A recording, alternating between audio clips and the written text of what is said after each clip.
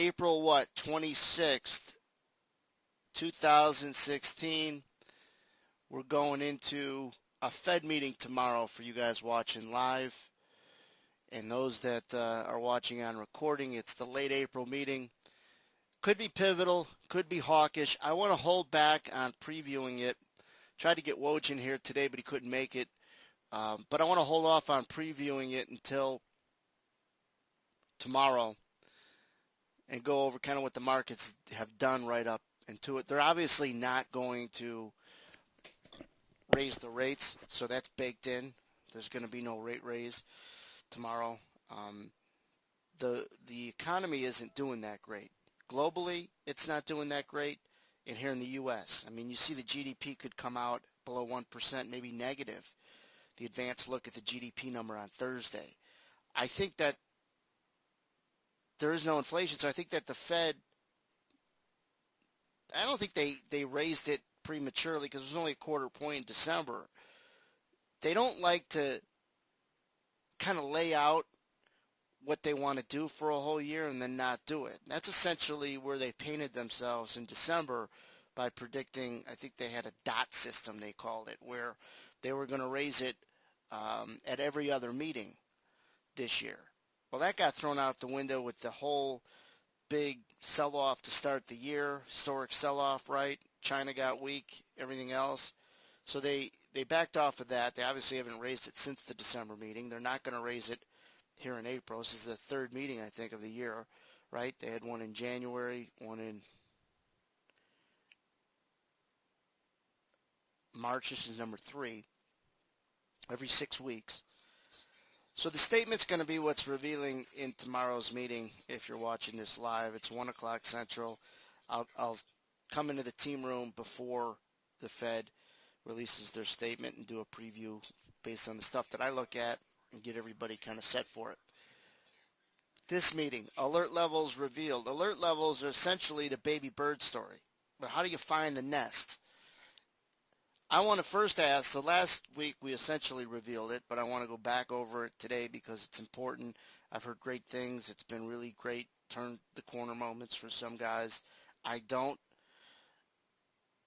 regret not telling people months ago because I really told people, here, find out about it. I'll tell you how to do it. Finally, I said, the heck with it. Here they are. Use them. They'll help you qualify and understand where the nests are in the whole baby bird story. How many guys in the last week since Tom and I talked about it in last week's meeting, some of you guys are newer to the edge this week, maybe didn't see last week's meeting, you'll get up to it. It's recorded.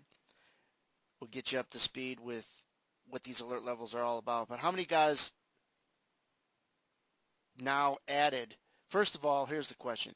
How many guys added the Delta profile to your chart since last week?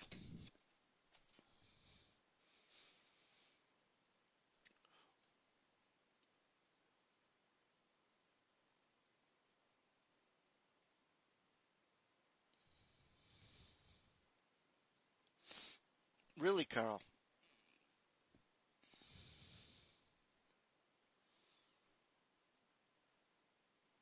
That's interesting to know. All right, so a lot of you guys. Yes, yes, yes, yes, yes. Um, those that have the software. Well, you were close, Ken.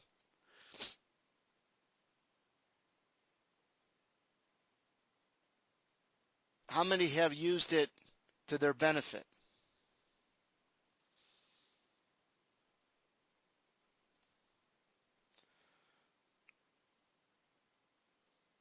Yes, yes, yes, yes, yes. Yes, yes. I. Yes. All right.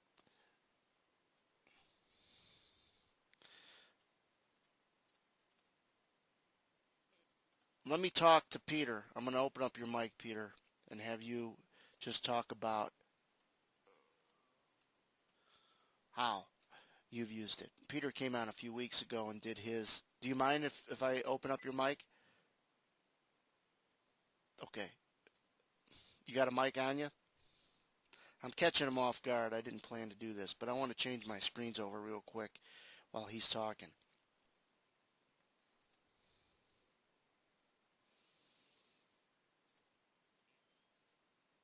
All right, Peter. You got me? I hear you. You sound good. Okay. Wait, say something. Test, test, test. You're a little muffled. Let me change the speakers to headset now. How's that? Is that better? No. Yeah, I could still hear you, though. Sing a little Tony Bennett.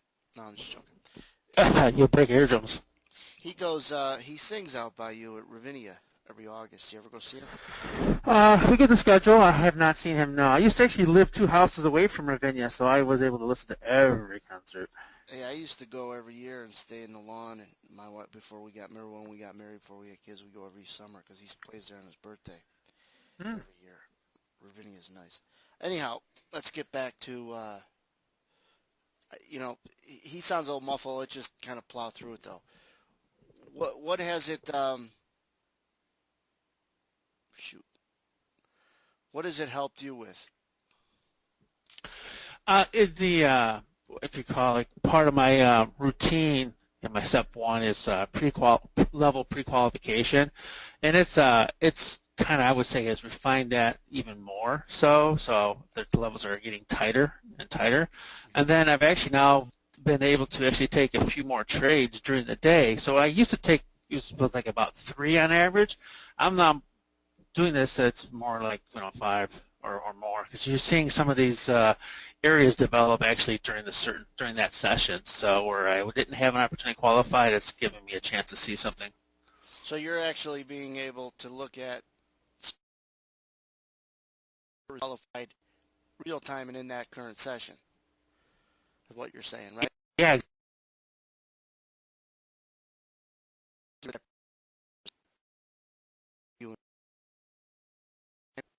Right? yeah, yeah. So the further back people go with information, there's nothing wrong with it, but just know the further back you go, the more other people could see it and know it. Exactly. Still currently using like as what Tom was like a 2-day or a 5-day. I take a look at a 10-day with it now too, every now and then, or usually every morning, and that also helps reveal just so you start to see some consistency develop in some of these levels, like the 85s for the past week, had the 71s yesterday or to this morning, and the 73s yesterday. So just kind of like it's. I just say it's just been value added. I'm going to stop the recording 1 second. All right, we're back recording. All right, you guys could see my screen, correct? New chart. So these are the alert level. It's obvious that really to be able to pull this up isn't where the magic is or anything. You guys could see my screen, right? Okay, you should be able to.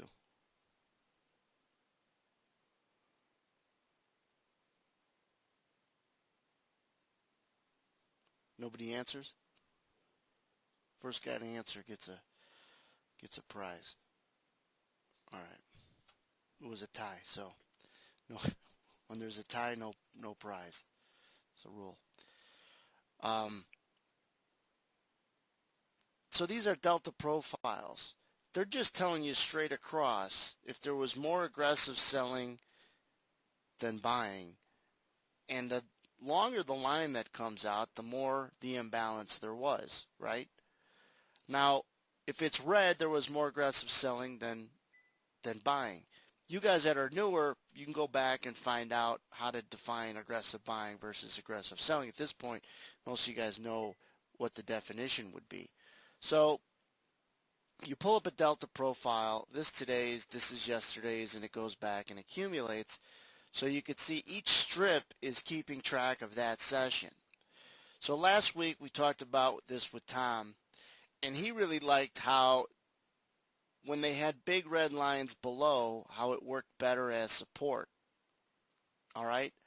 Because he thought that shorts that were stuck from below did a better job at covering those shorts, which is the dynamic that make support support, shorts that have to cover. So you guys know the baby bird story. I don't want to repeat it, but I did a slide where I put the little birds in the chart to kind of show people that in any instance, there are people who are long and short, open positions. Well, wouldn't it be good to know what market, what price rather is unique to the market? If you're stuck short, Tom, and you're stuck short at 84 even, you're taking 2-3 points of heat. You feel like crap. You haven't covered it. You're a buyer to get out of that short position. Comes back to 84. Tom is begging on his knees to cover that for a scratch because he took 3 points of heat. That price is unique to Tom. That's pretty easy to understand. It's also unique to the rest. If it's unique to the rest of the market, you could see why there would be a lot of resting buyers down there helpless because they've been stuck in a short position. That's your best support. That's where these red lines and green lines stick out at, all right? Now, you got to put them in context. You can't just go and back test them because you don't know always when you back test them when they came into play. When we had yesterday, we had this, if you remember, I said in the trading room, there was some pretty good stuck long, not stuck longs because they're long at 79.5, and the market ran away from them. So there was a lot of open long positions, all right, from 79.50. There is no filter for this. These are for every contract. Good question. This, you could filter it, which is another interesting thing. This one's not filtered, no. Everything that trades would be computed on these delta profiles. So what did we do yesterday? We rallied. We rallied overnight. We come back down into here.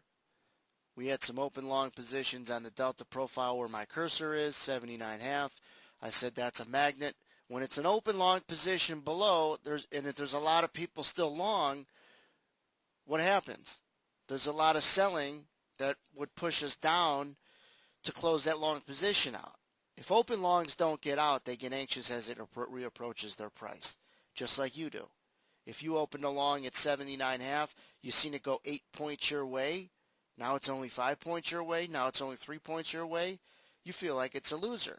You're an anxious seller, right? You're long. You had more money into it than you do now. You're anxious and you're a seller. Anxious selling make prices go down if there's enough of them. If there's enough open longs from down in here where it's stuck out, it's a magnet. Sure enough, we get drawn down into it to the tick, rallies it back up. These are where I had the gray areas. Start putting them back in there, but people weren't using it. That's when it kind of dawned on me to just share it. When I stopped putting the gray areas in there, I wanted to see if people were like, hey, I don't have your gray areas. Nobody asked me. So I'm like, nobody's using it. It's a shame. Tom was, or he's putting his own in there. Some others, but they weren't. So now that's where a gray area would be. Another one would be around these 76 quarters. Remember, this strip is from yesterday. Look at this big one. Stuck shorts, 73 even. We could call it a naked area because we haven't went down there yet. So the first time we go down to this 73 even area, it's probably going to be support. And you could say, well, those shorts might have puked already. Yeah, they might have, but just watch when it goes down there. It's a good, high probable support, all right? This is a way to qualify your profile stuff. You guys want a profile? This is another dimension of profiling. So then we'll come back to real time. A lot of shorts have been opening up positions. This red line has been there, so you got to understand it's been there most of the session. So we got drawn back up to it, and it worked as resistance for a while. If I just walk this chart, it came off once, came off twice before it got through it. Now it's chopping around it. 86 even. So let this kind of play out. Small stuck shorts, not stuck shorts. These shorts would be shorts in a good location, 90 quarter, but it's not sticking out that much, right? And it all adjusts based on being relative to something, to another spot, right? So the taller this bar would get, the smaller these would get. It's all compared to the rest. A lot of open longs in here. They probably got long back down there. So 83.75 is a good place for potential magnet and a place to cover if you were to get short down into it. So these are levels to look at if we get back down into the 70s in the near future. Upside, not really much going on up there on this chart because I don't have enough data drawn into it. I'm doing everything from my home workstation today because of some internet issues I had at the office yesterday. That's bled into today, by the way. So that's the whole concept. This is the where the baby bird story was born out of. Baby birds are helpless. They need mommy to survive. If mommy dies, they're dead. Stuck traders are helpless. They don't get out when they should. They can't get out when they have a chance to. They can't cut a loser short, and they end up losing a lot more than they otherwise planned to. That's death in the analogy of a baby bird. And baby birds actually fall out of the nest and get run over by a truck and literally die.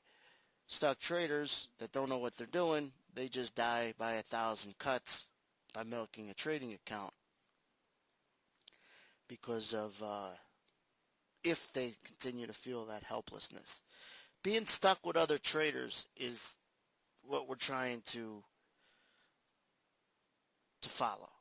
This is going to help you guys with tracking where other guys are long and short from.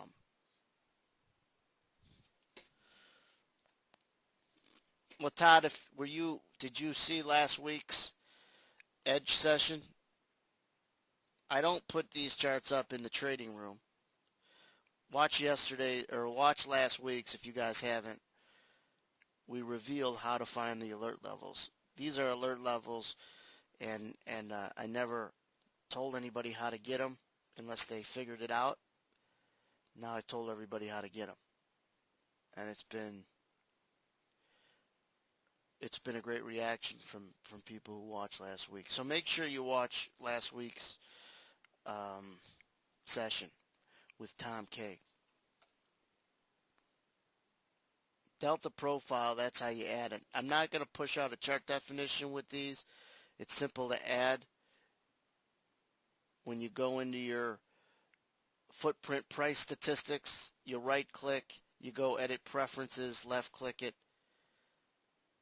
and you add what's called the delta profile to this column from this column.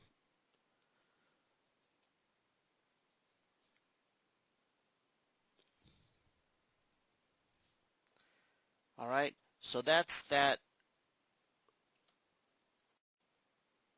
and how the baby bird story is, where it got its where it got its start and why it came up with it. Now let's do this. Let's go down in here. Let's add technical indicator. We're going to add footprint price statistics. Go to F, go to footprint price statistics. Get rid of these two. Boom, boom. And you go down, delta profile. Shoot it over there. And we're going to change it just for this bottom chart. So we want the associated instrument to be that one. Okay? We're going to add it. What's it going to show us? Nothing. No. It's going to show us just where big buyers and sellers came in. Because it's going to tell you a delta profile from the filter chart. You could see 83.75 is also big for the big traders, not just the small traders. You see if there's any discrepancy. Then you could come in here, edit preferences, and make it, instead of current day, let's look at yesterday. All right? So 76 even has a lot of open longs from yesterday's profile, from yesterday's imbalance. Some stuck shorts. Big guys. Yesterday's big traders. This 86 even had some shorts. 91.5 on the high had people stuck long, or a couple big traders. Remember, this is just the big lots. If we go in here and we go edit preferences and we change it to the last, well, let's just do the last 3 days. We haven't been up here in a couple days. Well, nothing. Maybe there's not data for 3 days, that's why.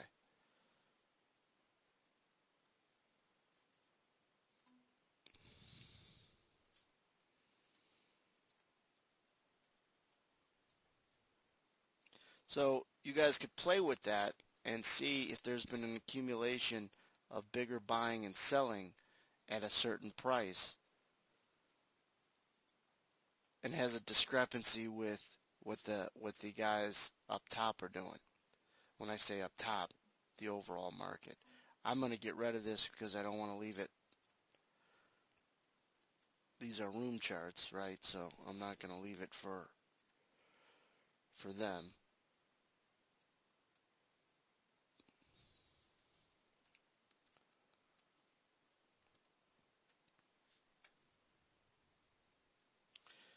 Yeah, this is the most interesting look that you guys will have if you're, I think this is, again, not just my opinion, but feedback of not just you guys, but of using it for all these years. It's helped me know where guys are stuck other than just some chart patterns and a feel. So this is going to be the most interesting look at support resistance you guys are probably going to get.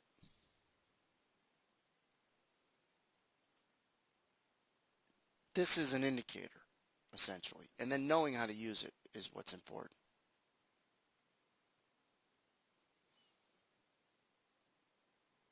Yes, if you got enough big buying in 76 even, at some point, Todd, you got to use context. If you've got enough open longs at 76 even, eventually it's a magnet.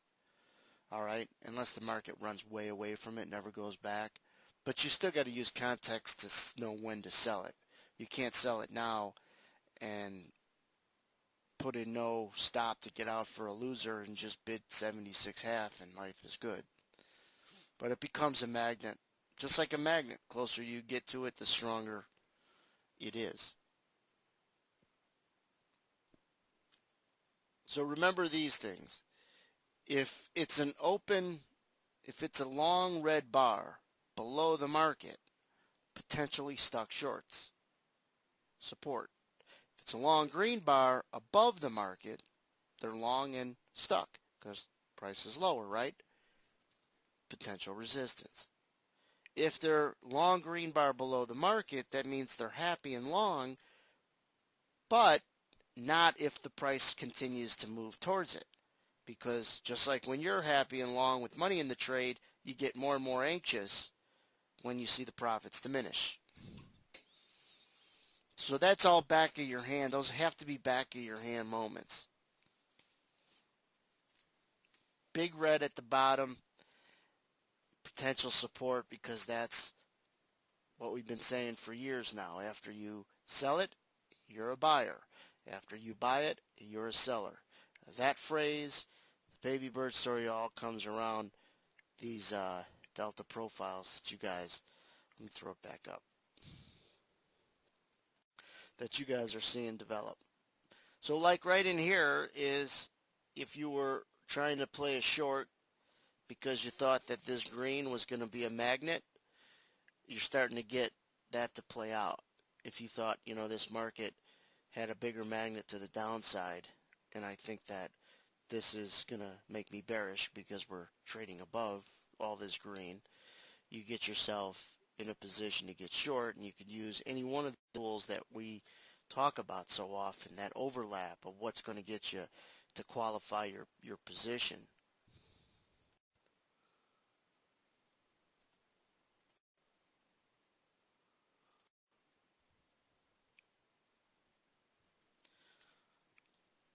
Go in the Edge team room, talk more about this, share with each other, and ask questions how others are using it effectively.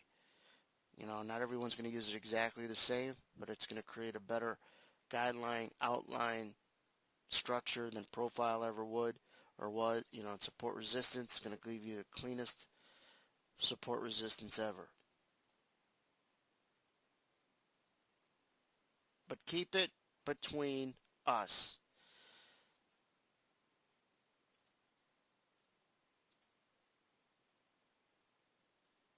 There's no reason anybody talks to anybody else about.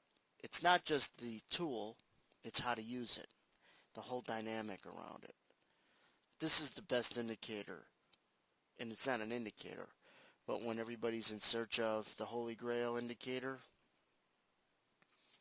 this is up top, the ones that actually work. That's what the team room is powerful, a community of like-minded people. They've added some things to make it help different guys. So I'm glad to hear that. They've added pullback data.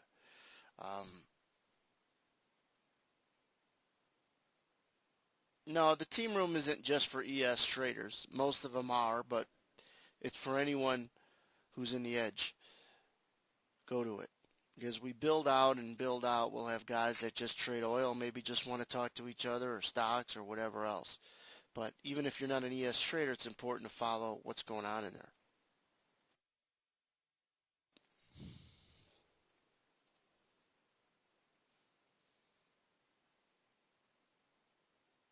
Yeah, there's some guys who trade bonds, guy trades cattle. Um, so it's not all ES traders. Most are, but not all.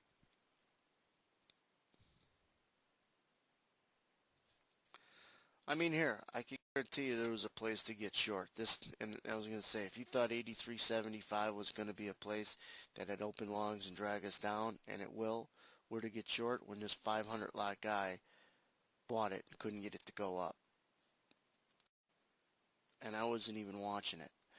I just assumed a place probably up here could have got you short to pull all those circles together. The overlap is where your quality trades and decisions are going to be made.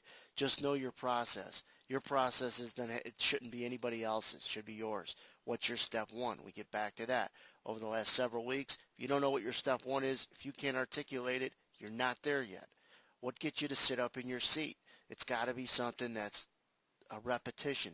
If it's not, you're not going to get good at it. You're going to be sloppy. You're going to do things that are all over the board. Yeah, you use this in any market.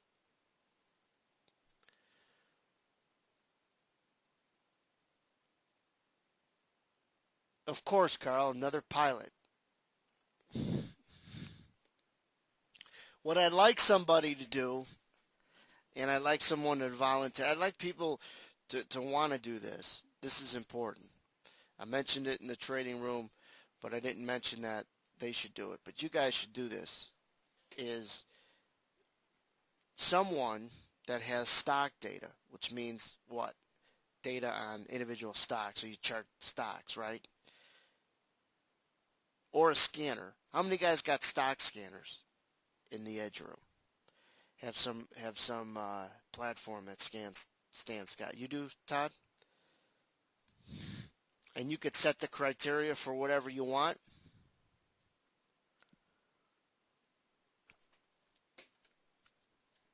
Clayton's got one.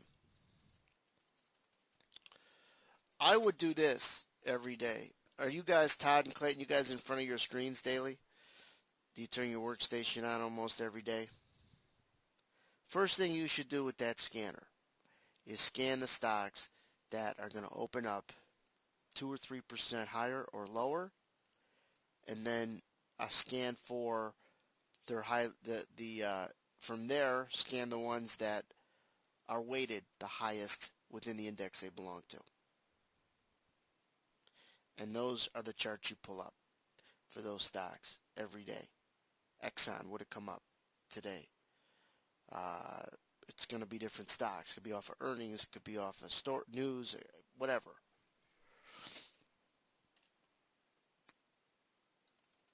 Two criterias. Number one, what's going to open up 2 or 3%? You play with it. You don't want too many stocks, but you don't want too few. What's going to open up 2 or 3% higher or lower? And then trim off the ones that really don't matter. some small cap stock. It's not going to have an influence if it rallies 100%, right? But distinguish a decent weight to the index it belongs to, whether it's a Russell, NASDAQ stock, or both, and then follow that stock the first hour or two of the day. See if it doesn't help you qualify decisions in one of these other indexes that we trade. If you guys don't do it, I think you're crazy. I think someone should do it every day and share it with the team room every day. See if it helps. I can almost guarantee it will.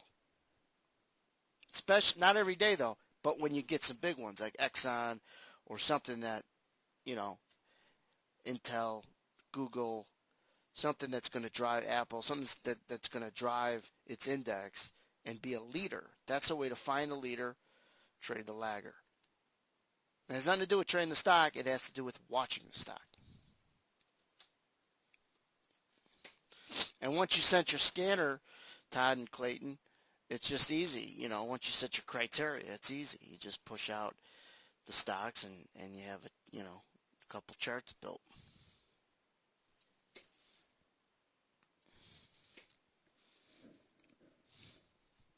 That's going to illuminate, crystallize the whole market relationship prong of this of trading professionally. You're going to find the flavor of the day. Sometimes there won't be. Sometimes when there is, you can make your day on it. Apple, Google, Amazon, Intel. There's dozens of stocks that if they move and they're like Exxon, I mean they're going to give you a lean.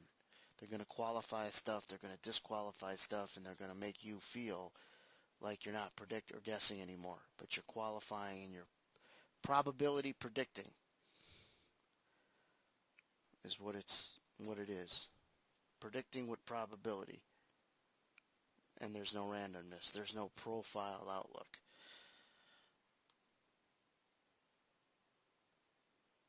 Like